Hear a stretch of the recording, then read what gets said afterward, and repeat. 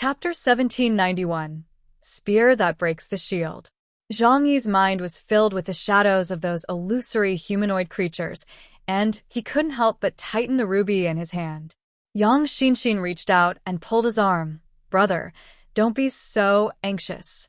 The application of energy stones requires special methods. It's useless to put it in your hand." Zhang Yi loosened his palm and put the ruby back. "I understand all these for the time being. So, what about the most critical problem we mentioned before? Is there a solution?" Yang Xinxin nodded. "Of course, the top priority of our research is this. Although the things Yang Xinxin mentioned before are very important, they are not available at the moment." Zhang Yi is a pragmatist. The most important thing for him is how to solve the current problem. What is the most critical thing at the moment? Of course, find a way to crack the defense field of the mechanical life form. That thing gave him a headache. If there is no defense field, even a super-large mechanical life form is just a solid iron lump in front of him, not that difficult to deal with. But the existence of the defense field makes most of his attack methods ineffective. It's still okay now. After all, as a bishop-level alien, he can defeat a super-large mechanical life form through hard power. However, he knows that sooner or later he will encounter a more powerful existence. It is the humanoid creature that appeared on the day when Karen City fell in Alexei's mouth. Imagine if the power index between the two sides is almost the same, but one side has a shield that can offset most of the opponent's power attacks. Then will there be suspense in this battle? Yes, Zhang Yi's Dimension Gate is similar to this kind of thing, and it is also Zhang Yi's most core ability. So Zhang Yi knows better than anyone how terrible the defensive force field is. If this problem cannot be solved, the next battle will become extremely difficult. Yang Xinxin raised her mouth, and a little starlight flashed in her black, gemstone-like pupils. "Of course, my good brother. Xinxin knows what my brother wants best." She winked at Lu Karen, and Lu Karen reached out and took out a box from under the workbench, opened it, and brought it to Zhang Yi. "Time is urgent, so we temporarily made targeted defense-breaking bullets based on the manufacturing principle of the defense force field. Brother, you can carry these with you, and next time you encounter that kind of big guy, you can use it to disintegrate the defense force field. I call it the shield-breaking spear." Zhang Yi took the box, which contained about 100 or 200 silver bullets. He held up a bullet, which was only about 5 centimeters in size. Zhang Yi asked curiously, "How much energy can such a small bullet contain to disintegrate the defense field?"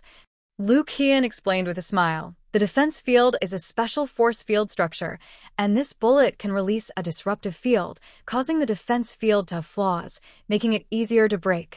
If you want to describe it simply, it's like a spark that can burn a wooden shield." Zhang Yi shrugged. "I don't understand the principle, but I believe in your ability." Lu Qian said, "In the future, we will also load this defense field onto the exoskeleton mecha and the snowy owl." Zhang Yi sighed. "I'm not in a hurry to imagine a beautiful future. Let's think about the problems we need to face next." Thinking of the Fremon's executives headed by Pradaga, as well as the alien organizations of other countries, Zhang Yi narrowed his eyes slightly. There will be a good show soon. He knew that Pradaga was not a quiet person. Now that the alien troops of major forces in the world have gathered, he will definitely do something weird. As Zhang Yi had guessed, after the alien troops from various countries arrived at Fremon's, although there were still traces of a large number of mechanical core activities in Fremon's kept silent about it and was no longer as anxious as before. The huge crisis in the past has now become a bargaining chip in Fremon's hands. On this day, Bodaga, on behalf of Fremon's, invited the alien teams from various countries and held a general meeting. Everyone also wanted to see what Fremon's attitude was, so they all went to the meeting venue. Zhang Yi seemed to go alone, but in fact he took everyone into the shadow space and carried them with him. After all, there was no guarantee that there would be no accidents at this meeting, so it was safest to bring all the helpers with him. After Zhang Yi arrived at the venue, he came to the conference hall under the guidance of the receptionist. There was a circular table inside, which occupied a large area, and it would not be crowded even if 20 or 30 people sat down at the same time. Behind the table, There were classical mahogany sofa chairs. The light in the room was not bright, and only the area around the table was lit. When Zhang Yi came here, he saw several familiar faces. Indra and Gao Chongkong from Bharata, Newton from Colombia, but for some reason, there was a white Labrador sitting next to him. The guy sat on the chair with a serious face, his arms on the table, his chin held up, and his face was serious. When did Newton get a pet? Zhang Yi didn't remember that there was such a guy around him. So he searched for this guy's information through the intelligence system. The result he saw surprised him. Griffin Bryan, a member of the Colombian alien organization, the Natural Science Association. Griffin Bryan is the name of a famous writer in Colombia. Since Colombia has a short history, the code names used by their aliens can only come from outstanding figures in history. For example, Newton and Leonardo da Vinci. But this is the first time Zhang Yi has seen an alien dog named after a writer. Looking at the dog's human-like posture, Zhang Yi couldn't help but feel a little dazed. At first, he even suspected that Bryan was an orc-type ability user like Frog, who had an irreversible beast form mutation. But the information clearly shows that it is indeed a dog. Although Hua is also an alien, it will not show this kind of human posture. So Bryan's appearance made Zhang Yi couldn't help but take a second look. In addition to these people, Zhang Yi also saw aliens from other countries, each of whom looked extraordinary. And a scrutinizing look made Zhang Yi feel like he was being pointed at by a sword. He knew who the gaze came from. In such an occasion, looking at others with an undisguised scrutiny is itself a somewhat offensive behavior. Unless there is a special grudge between the two. Zhang Yi looked over and saw King Arthur Pendragon from Britannia. He was mighty and strong, not the kind of muscular strongman, but even if he was only wearing casual clothes and his arms were casually draped in front of him, people could feel the terrifying power contained in his body. Zhang Yi had seen all kinds of people, including masters. How strong a person is can be judged from his body. The temperament of a strong man is cultivated after countless bloody battles. The self-confidence and arrogance from the heart are difficult to disguise. King Arthur looked at him, and Zhang Yi looked back.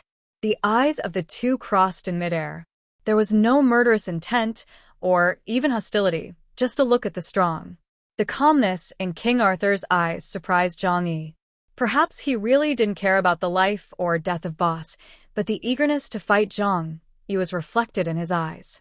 Zhang Yi glanced at him, smiled faintly, and then found a place where no one was and sat down. Zhang Yi was looking at the others, and everyone was also looking at Zhang Yi.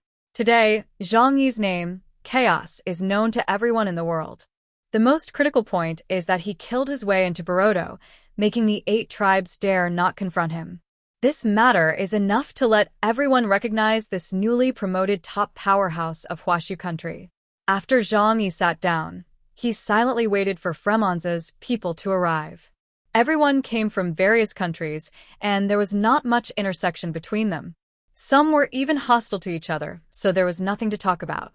They just wanted to see how Fremon's would express his attitude. After all, in this land, without Fremon's to provide supplies and intelligence, it would be difficult for them to do anything. Zhang Yi sat on a chair. Not far from him were Newton and Bryan. Bryan had been staring at Zhang Yi quietly since he entered the room. He looked around, as if he was struggling with something, and then he jumped off the chair, as if he had finally made a decision and came to Zhang Yi. "Hey, Chaos." "Hello, my name is Bryan." He opened his 2 dog paws and forced a smile on his face. Zhang Yi's eyes turned in its direction. Although he didn't know what the dog was going to do, he still said, "Hello." Bryan said, "I've heard your story. You're a very cool man. And, I heard that you have a great bitch by your side." Zhang Yi, he said speechlessly. "Well, first of all, I have to make sure that the word you said is not used to insult people." Bryan explained quickly, No, I just mean the bitch literally. You have to know that I am now, I am a smart and elegant male dog. And an adult male dog.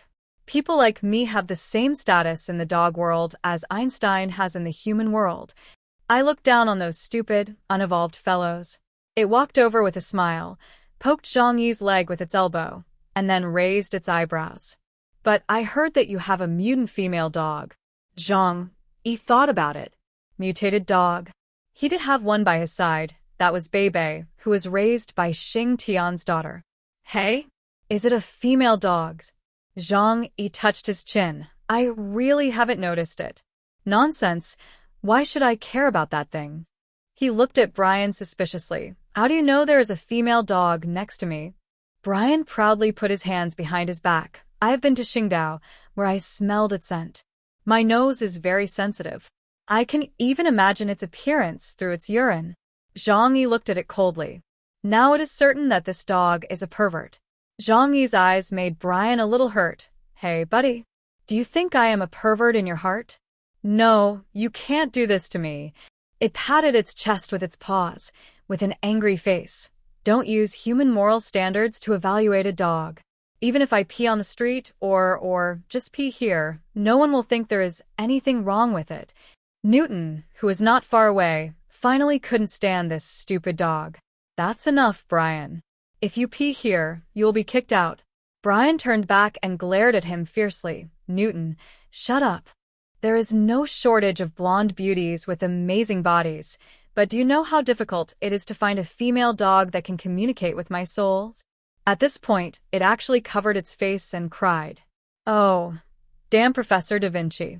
It doesn't understand at all how cruel it is to let a poor male dog have higher wisdom and depth of thought than humans. The meeting room, which was originally very serious, became a little weird because of Brian's madness. What about the meeting of the world's top mutants? Brother, you turned it into a circus. Okay, Brian, right?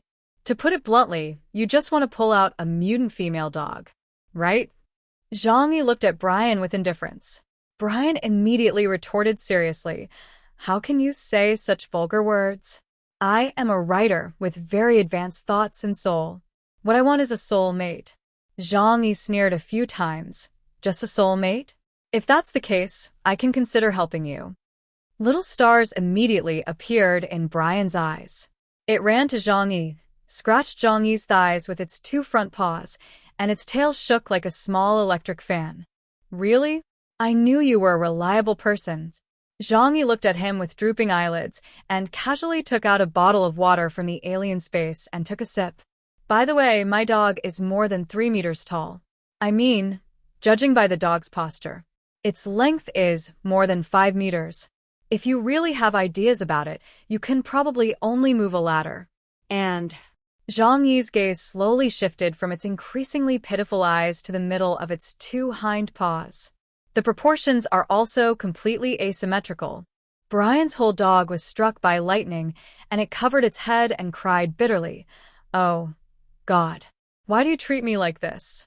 Damn Professor Da Vinci. I would rather be just an ordinary wild dog, so that at least I can enjoy the fun that a male dog should have.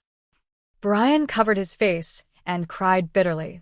Finally, Newton couldn't bear it anymore and walked over to grab one of its hind legs and dragged it back.